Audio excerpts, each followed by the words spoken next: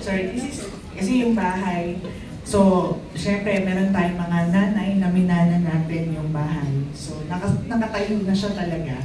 And then, siguro yung iba dyan, mayaman, may sasakyan na rin. So, ito na siya. Syempre, habang meron na tayo nun, it-start na ako ng mag-ipon. So, teka, sa'yo naman to, di ba? Hindi yes. Sa iba.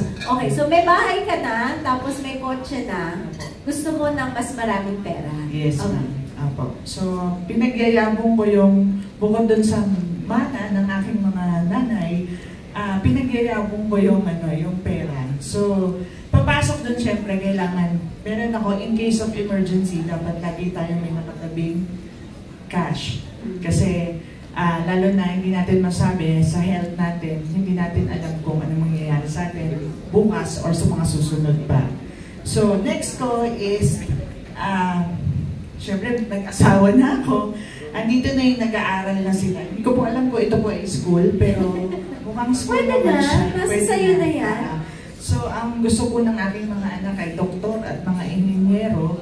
So, ito na sila, nag-aaral na. And then, nandito na yung papasok na yung computations, no? Yung mga tuitions and others. And then, ito yung parang timetable kung paano ka mag-budget. And then, syempre, kailangan, while may pera ka, kailangan mo mag-invest ng insurance kasi anytime, pwede mo rin mahugot yung insurance. Tama po.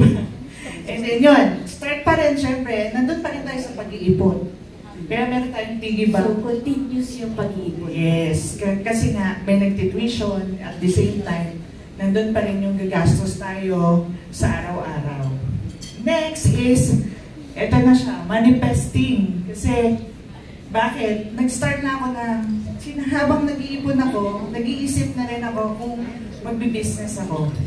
So, nag-manifest ako kung ano pwede. So, meron akong tindahan. Ito po siya. Existing na. Existing yan. So, syempre, dahil wala tayong mapagkukunan, just in case na habang nag-iipon, syempre maraming gastos, pwede akong humiram sa tala. Pinasok ko pa rin, di ba? So, utang is life. Yes, go! Yeah. Utang is life. Kasi alam mo, wala naman taong nabubuhay sa walang utang. So, lahat sa siguro dumadaan po sa nagkakaroon ng loan. No? So, while utang, syempre, andyan na po yung mag-withdraw. Lahat ng gagawin mo sa buhay mo, kailangan mo pa rin ng pera. And then, successful kasi, ito yung kumbaga flowchart na sinusunod ko, na kapag naabot ko yung pinakadulo, ibig sabihin successful na. Okay.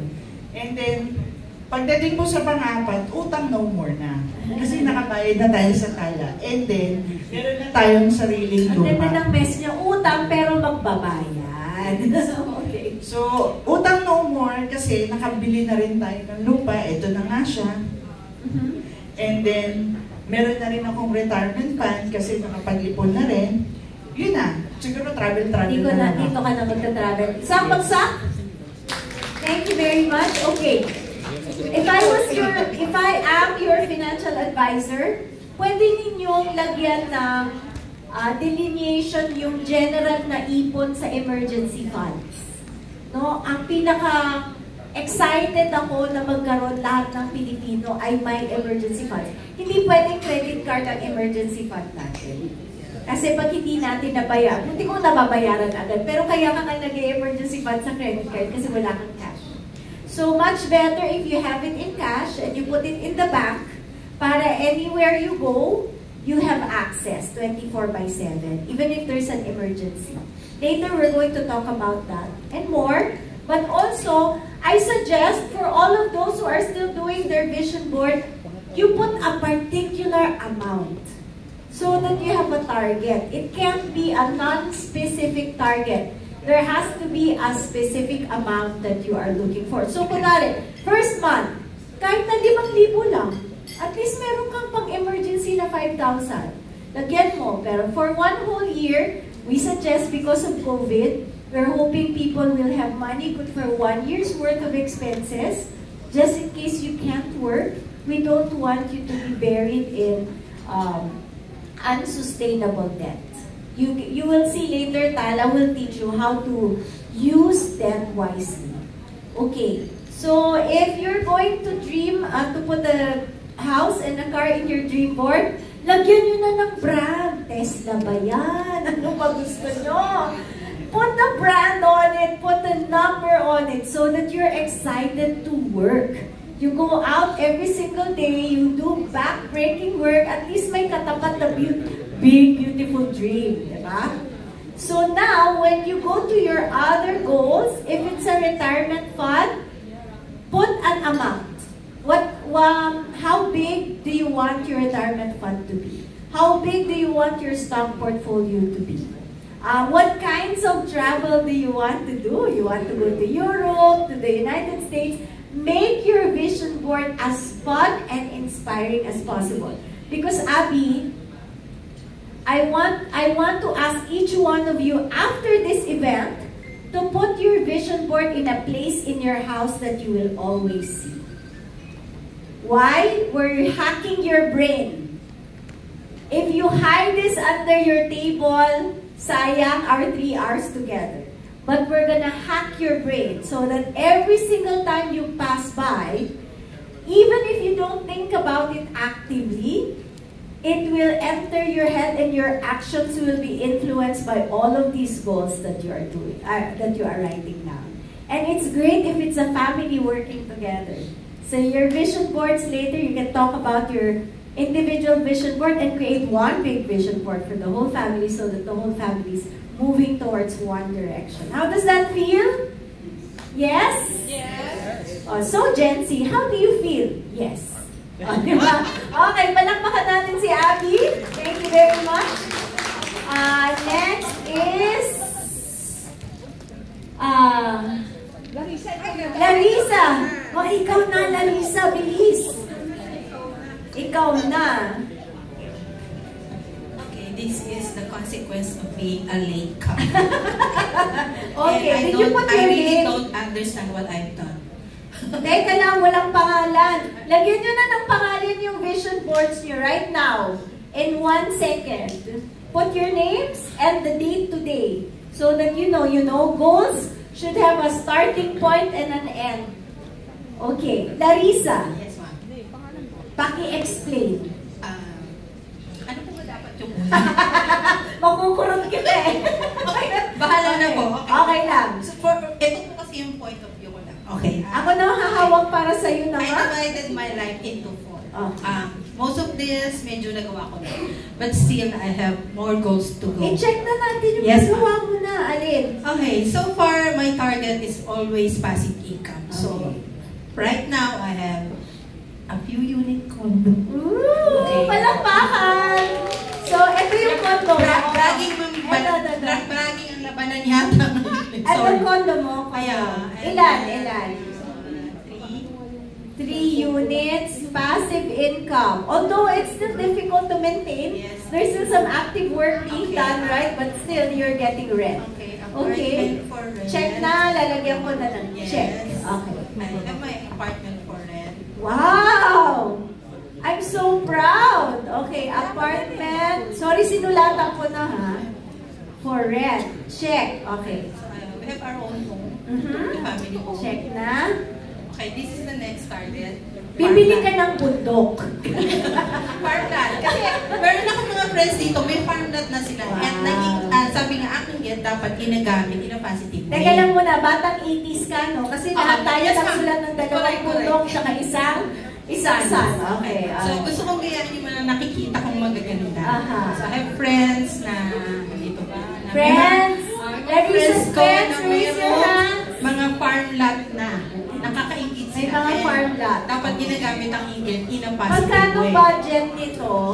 Most probably mga 3 million. 3M.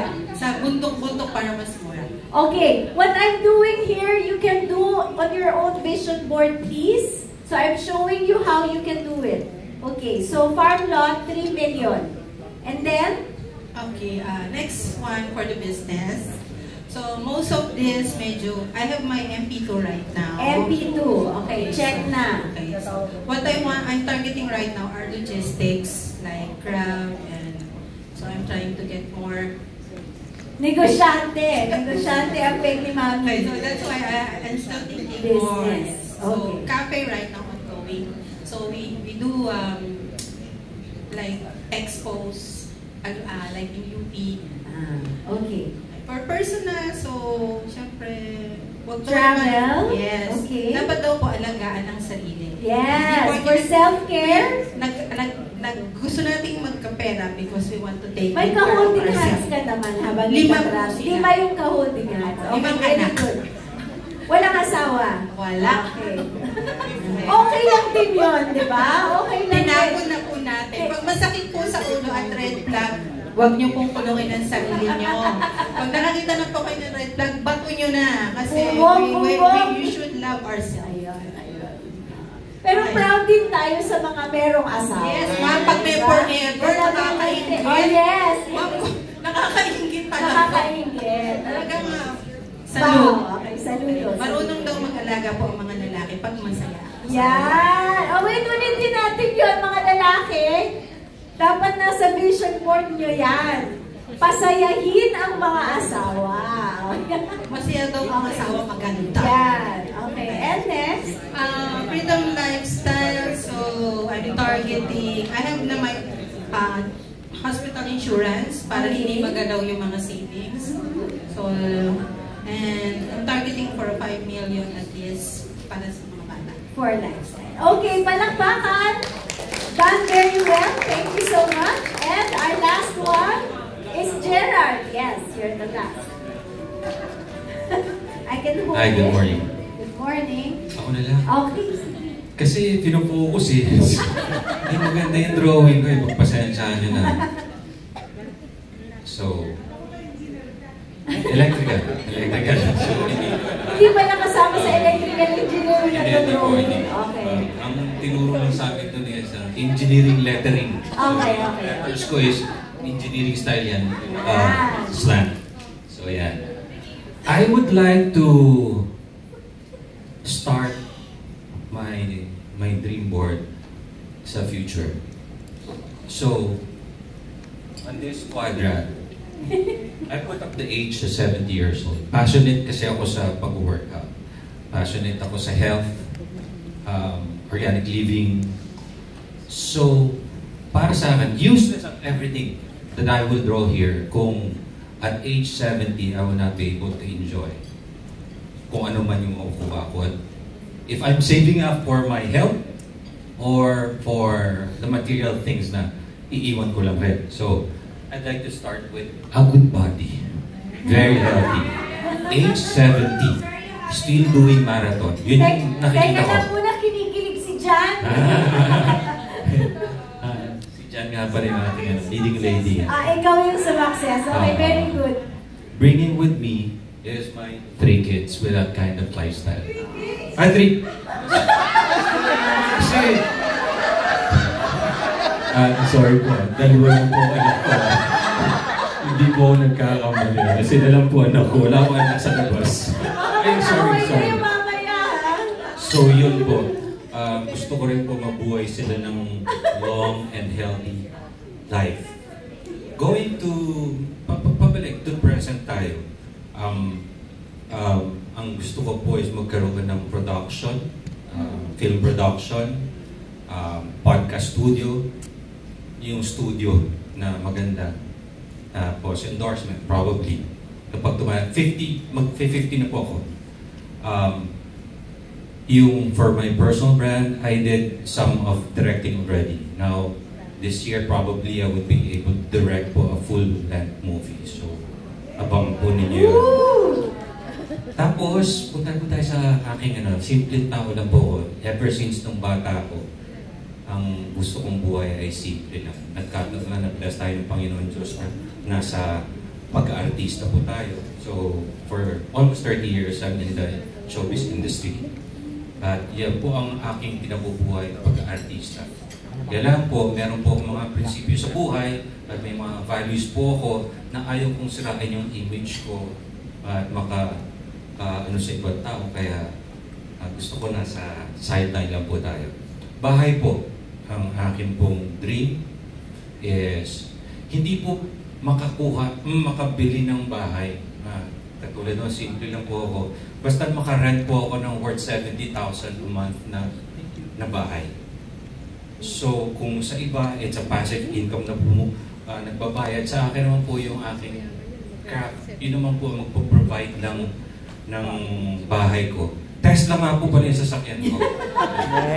EV. Elon Musk. Pasensya na, baka may galit sa iba. So, yan po. Tapos yung utang is business loan, ma-deal ko, at saka ibang credit cards. Since nung pandemic po nangyari, lahat yan.